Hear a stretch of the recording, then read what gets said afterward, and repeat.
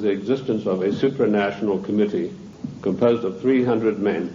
The federal government, the secret upper-level parallel government that runs the United States, does not want you to know that you have an upper-level parallel government that calls the shots, that dictates what is going to happen to your life and mine. The next question is, what are their goals? Their goals are a one-world government, latterly called the New World Order.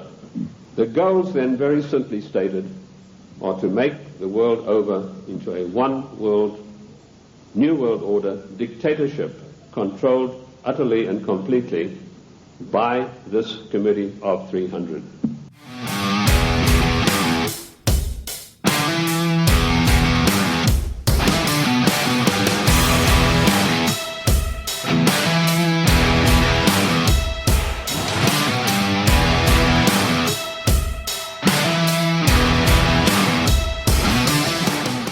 Hello, this is Stephanie, and this is Truth Detective. I know you know that I am your very own personal truth detective, giving you the facts and situations that are happening in our world today. Not very happy situations, and that is what this podcast is all about. Discovering and uncovering the WEF, the WHO, and the elites and globalists that want us to be miserable. Yes, news flash, it is not a conspiracy theory anymore. And all you have to do is open your eyes and look around and see what I have seen down those rabbit holes and discover what they are all about. They, the globalists, they, the elitists, they, the Committee of 300 and the Club of Rome, which is the topic of this episode. This is more of a series of the secret societies. In this episode, we are doing the Committee of 300 and the Club of Rome because they work together. The next episodes will be on the Illuminati,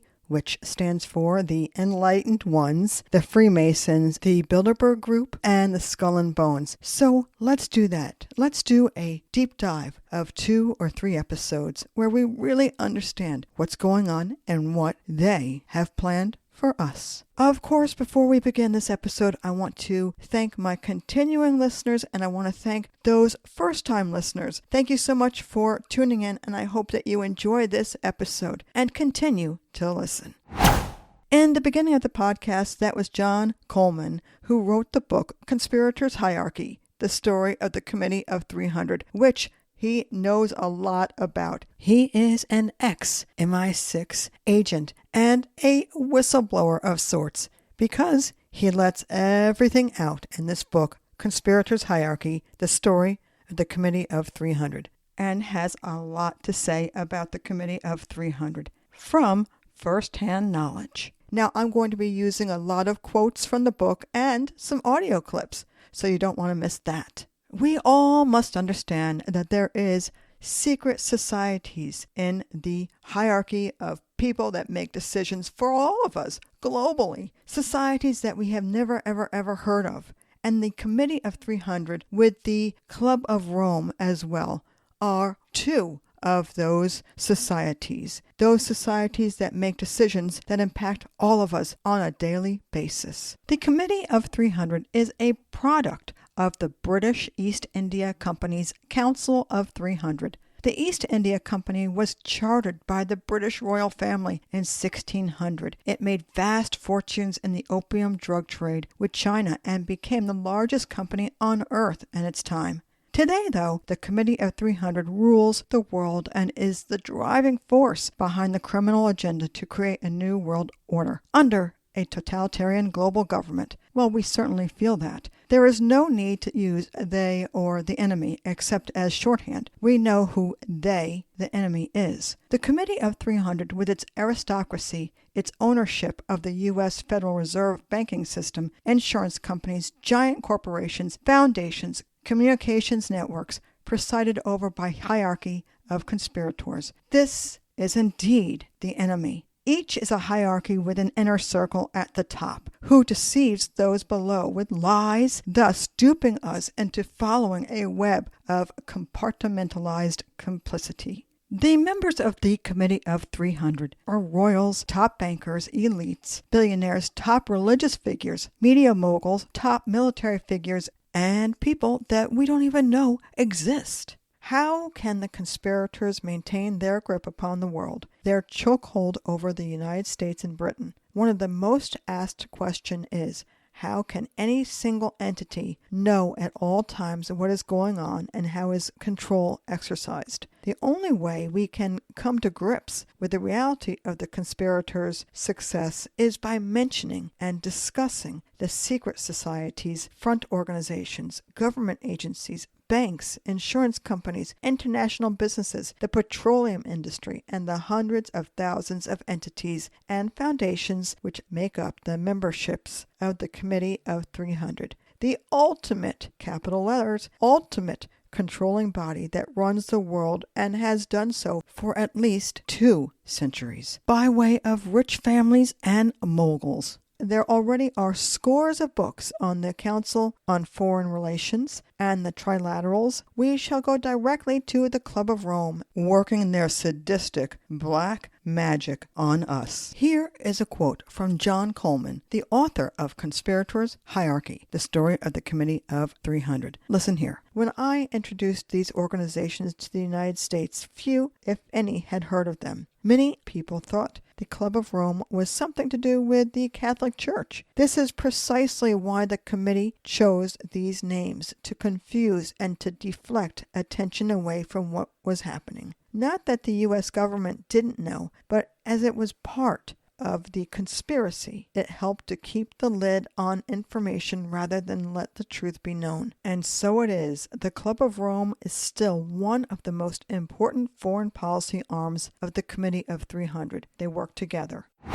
Coleman writes this important message here. Men need these secret societies because their deeds are evil and must be hidden. Evil cannot stand in the light of truth. Going on in his book, it says here, what then are we looking at? A loosely knit gathering of people with weird ideas? Certainly not. In the Committee of 300, which has a 150-year history, we have some of the most brilliant intellects assembled to form a completely totalitarian, absolutely controlled, quote-unquote, new society. Only it isn't new, having drawn most of its ideas from the clubs of cultus diabolicus. It strives towards a one-world government, rather well described by one of its late members, H.G. Wells, sidebar, author of War of the Worlds, in his work commissioned by the committee, which Wells boldly called, quote, the Open Conspiracy, Plans for a World Revolution. Like George Orwell's 1984, Wells' account is a mass appeal for a one-world government. He summarized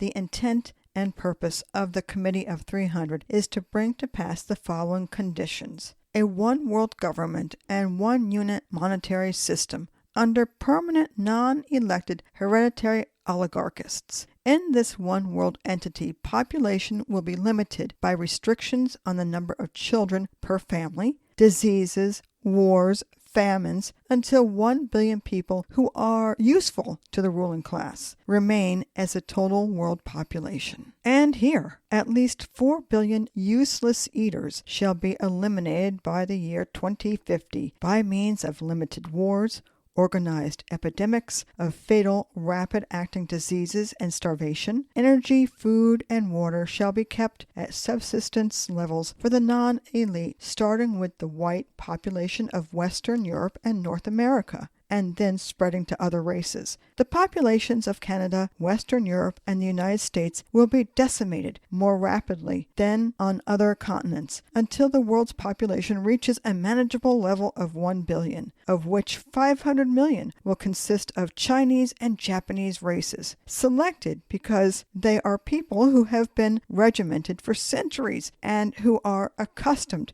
to obeying authority without question. From time to time there shall be artificially contrived food and water shortages and medical care to remind the masses that their very existence depends on the goodwill of the Committee of 300. Along with the Committee of 300 comes their offshoot, the Club of Rome, and they really are focusing on depopulation. Listen here as Dennis Meadows from the Club of Rome explains. In one way or another, we are so far, globally, we are so far above the population and the consumption levels which can be supported by this planet that I know in one way or another it's going to come back down. So I don't hope to avoid that.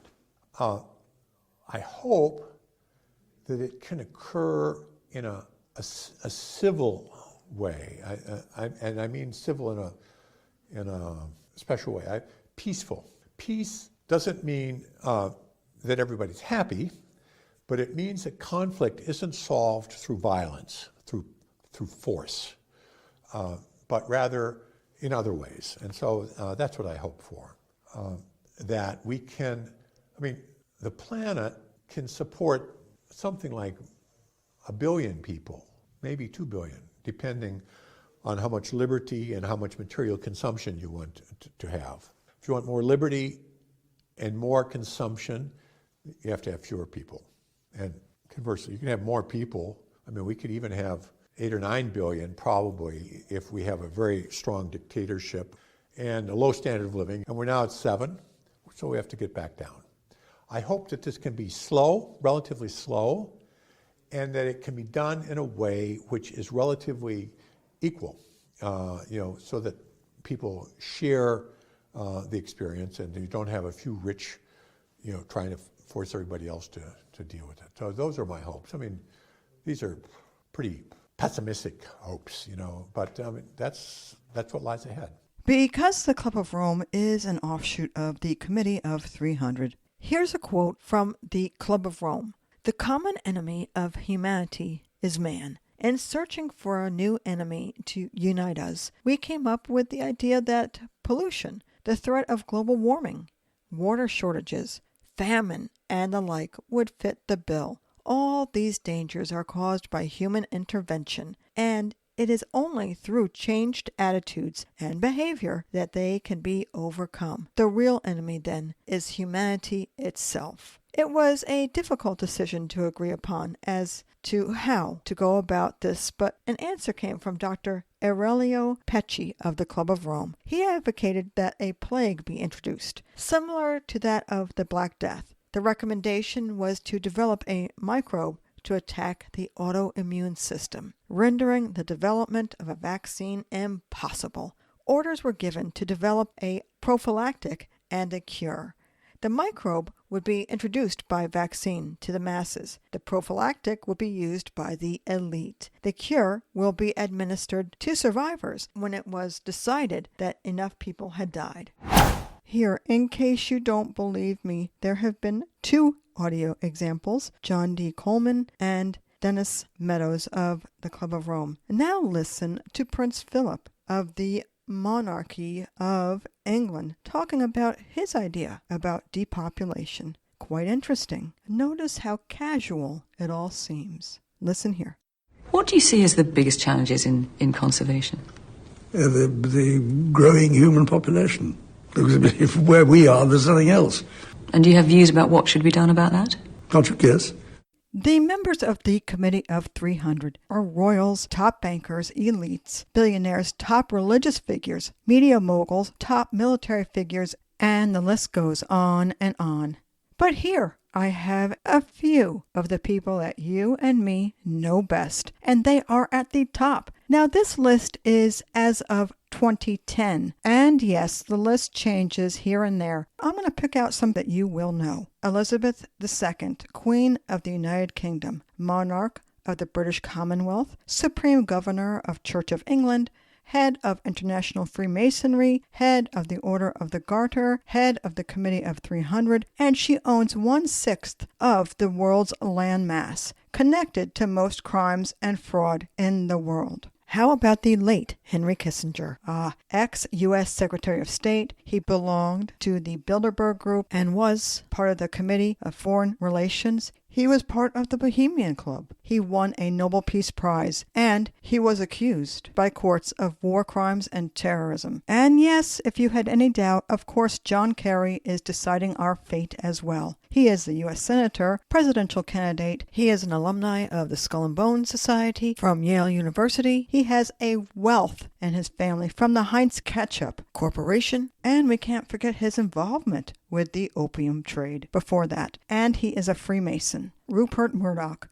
Australian-American media mogul, owner of News Corp and Fox, accused by courts of bribery, wiretapping, libel, lying, insider trading. He is also a Freemason, connected to Norway mass shooting, connected to 9/11, and connected to illegal Iraq war. And, of course, Bill Gates, ex-CEO of Microsoft. His net worth, as of 2010, was $61 billion, allowed unfettered surveillance of Microsoft Windows, connected to globalist depopulation efforts through the jabs. And he's a pretty big proponent of climate change and the disaster it is causing the world. Also on the list is Warren Buffett, Susan Rice, the late Colin Powell, Presidents Bill Clinton, and both George Bushes, and more. I will leave this list from the humansbefree.com website in the show notes.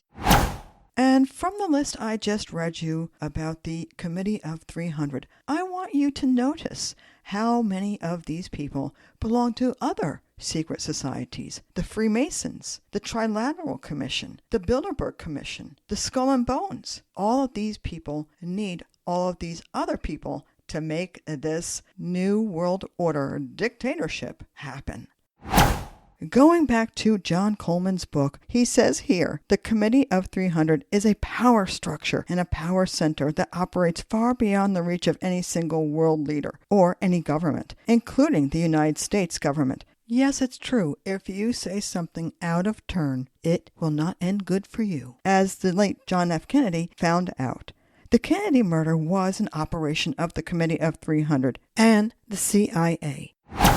The Royal Institute of International Affairs used the lifetime work of Aldous Huxley, the author of Brave New World, as its blueprint to bring about a state where mankind will no longer have wills of their own in the one world government, new world order of the fast approaching new Dark Age. Let us see what High Priest Aldous Huxley had to say about the drug trade, keeping in mind that Aldous Huxley wrote his book Brave New World in 1932. In the book Brave New World, Huxley introduced drugs and other debauchery so that he could make the characters in the book more pliable and less likely to fight back against the government. Is that what they have planned for us? He says here, now let us consider another type of drug, still undiscovered, but probably just around the corner. A drug making people happy in situations where they would normally feel miserable. Is there anyone more miserable than a person who has sought and been unable to find work? Such a drug would be a blessing, but a blessing fraught with grave social and political dangers. By making a harmless chemical, euphoria, freely available, a dictator could reconcile an entire population to a state of affairs to which self-respecting human beings ought not to be reconciled.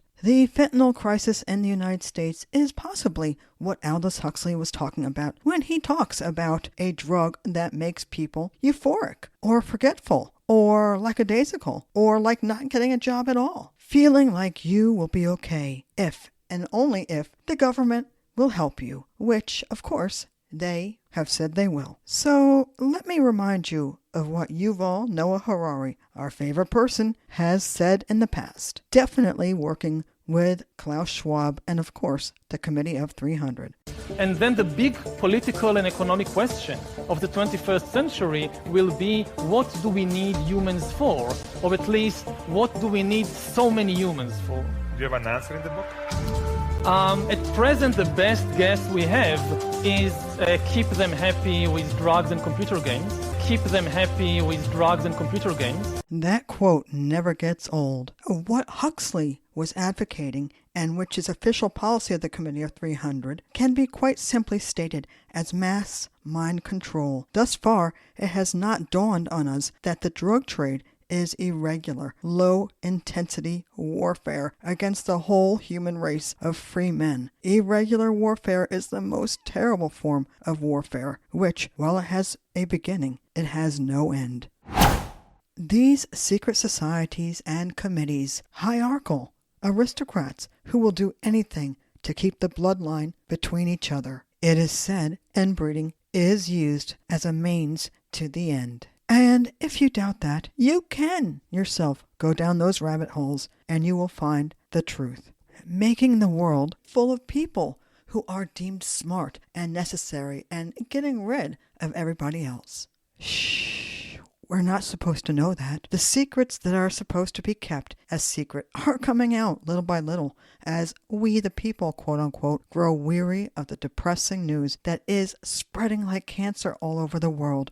More pandemics, smart cities, climate crisis, more vaccines, more surveillance, and less freedom. Why are they doing this? They want to get us to the breaking point of where we just can't take it anymore. And you know what? I have a question. Where are our politicians? Where are they? Where are the people in the government who are supposed to serve us, not the other way around? Can and do they understand what is happening to America and the world? I guarantee you, not all of them understand. A matter of fact, it's a select few. I have gone deep inside the rabbit hole, and every time I think I've come to the end, I find yet so much more information. They just aren't playing fair. They want to keep their money and their greed and all that they have to themselves and not give anything to us, the useless eaters.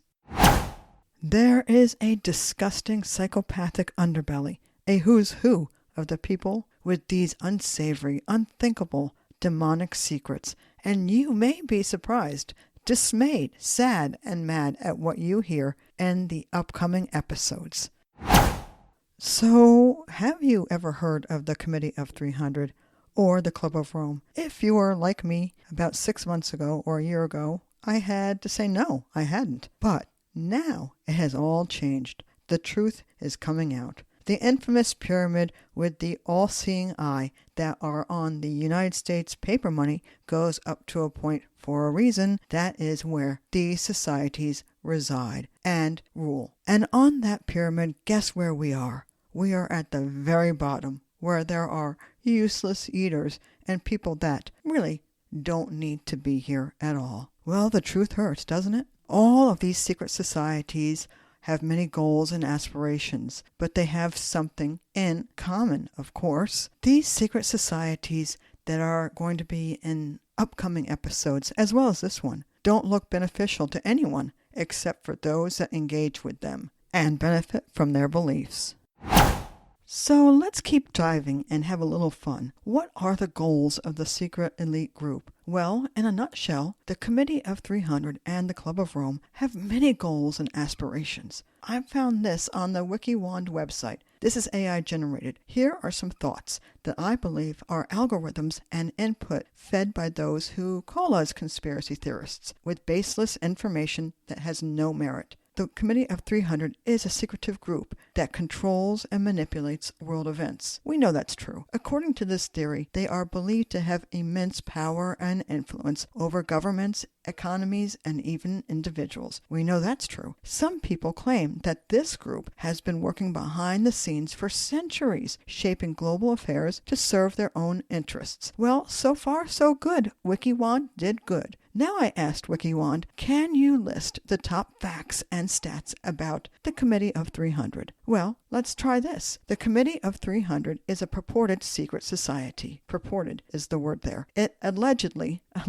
controls global politics, economics, and media. Founded by the British aristocracy in 1727, it is said to consist of influential individuals from various sectors. So far so good, WikiWand. You're really on top of things. Conspiracy theorists claim it aims for world domination and depopulation. I don't like these words that they're using. Allegedly, claims, that kind of wording makes me think that they think we're nuts. Accused of orchestrating major historical events like wars and crisis. Again, accused. Allegedly connected to other conspiracy theories such as the New World Order. No concrete evidence has been presented to prove its existence. Critics argue that it is baseless conspiracy theory with no credibility. Many consider it a product of paranoia and misinformation. As I said before, I have problems with the words that they used. Allegedly, accused, considered, baseless. All these things that are true if you go down the rabbit hole, and you can find it out. Even the History Channel has a program called Secret Societies where they mention the Committee of 300. And please do not think this happened on its own. The old times are changing, quote-unquote, syndrome. Time does not change anything. People do. The Committee of 300 and the Club of Rome operate in the United States and all over the world. It is a mistake thinking that it is a few outliers. It is a lot of people behind these secret societies. I sure do hope that you enjoyed this episode on the Committee of 300, along with its offshoot of the Club of Rome. But I'm not done yet exposing those secret societies. As I said in the beginning, the next episode will be on the Illuminati, which works with the entertainment industry mostly, and you will be very interested to know some of what's going on in Hollywood as well as the media. Well, it's hard to believe that we are at the end of this introductory episode on secret societies, but we are. If you have questions or suggestions, you can email me at truthdetectivepodcast@gmail.com. You can also go to truthdetectivepodcast.com to see all of my episodes, and I hope you do. This is Stephanie Lee from Truth Detective Podcast, and I will see you next time. Okay, bye-bye.